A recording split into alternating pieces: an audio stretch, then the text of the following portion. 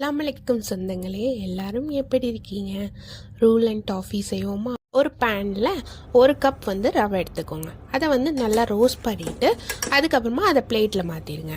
அதே பேனில் அரை கப் திருவண்ண தேங்காய் சேர்த்துக்கோங்க. அதையும் நல்லா ரோஸ்ட் பண்ணிவிட்டு அதையும் பேனில் மாற்றிடுங்க. எல்லாமே சிம்லேயே வச்சு செய்யுங்க.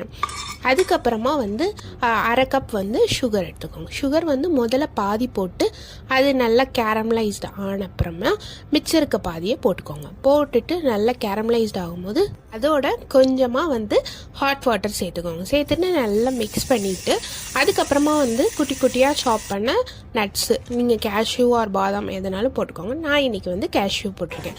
எல்லாம் போட்டுட்டு நல்லா மிக்ஸ் பண்ணி விட்டுட்டு அதுக்கப்புறமா அந்த தேங்காய் இருக்கும்ல, அந்த தேங்காய் அதில் போட்டுட்டு அதையும் சேர்த்துட்டு நல்லா மிக்ஸ் பண்ணி விட்டுக்கோங்க. அதுக்கப்புறமா நம்ம ரவை வறுத்து வச்சுருக்க ரவை இருக்குமா, அதையுமே அந்த பேனில் சேர்த்துருங்க. சேர்த்துட்டு அதோடு சேர்த்துட்டு நல்லா மிக்ஸ் பண்ணிவிட்டு நல்லா மிக்ஸ் பண்ணி தண்ணியாக இருக்க மாதிரி தெரியும், பட் அது கரெக்டாக இருக்கும்.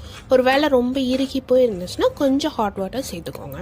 சேர்த்துட்டு நல்லா மிக்ஸ் பண்ணிவிட்டு அதோட 1/2 டேபிள் ஸ்பூன் பட்டர் சேர்த்துக்கோங்க. சேர்த்துட்டு நல்லா மிக்ஸ் பண்ணிட்டீங்கன்னா அதுக்கப்புறமா ஒரு திக்கான கன்சிஸ்டன்சி வந்துடும். அதை அப்படியே பிளேட்டில் பட்டர் தடவிட்டு அதை அப்படியே மாற்றிடுங்க. மாற்றிட்டு நல்லா ப்ரெஸ் பண்ணி விட்டுக்கோங்க.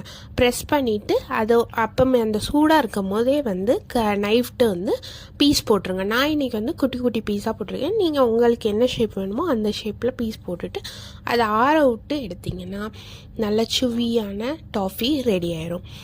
இதை நீங்கள் 1 month கிட்ட ஸ்டோர் பண்ணிக்கலாம். எல்லாருமே ட்ரை பண்ணுங்கள். அதுவும் காஃபி டேஸ்ட் பிடிச்சவங்களுக்கு ரொம்ப பிடிக்கும். வேறு என்ன மாதிரி வீடியோலாம் போடலான்னு கண்டிப்பாக கமெண்ட் பண்ணுங்கள் சொந்தங்களே.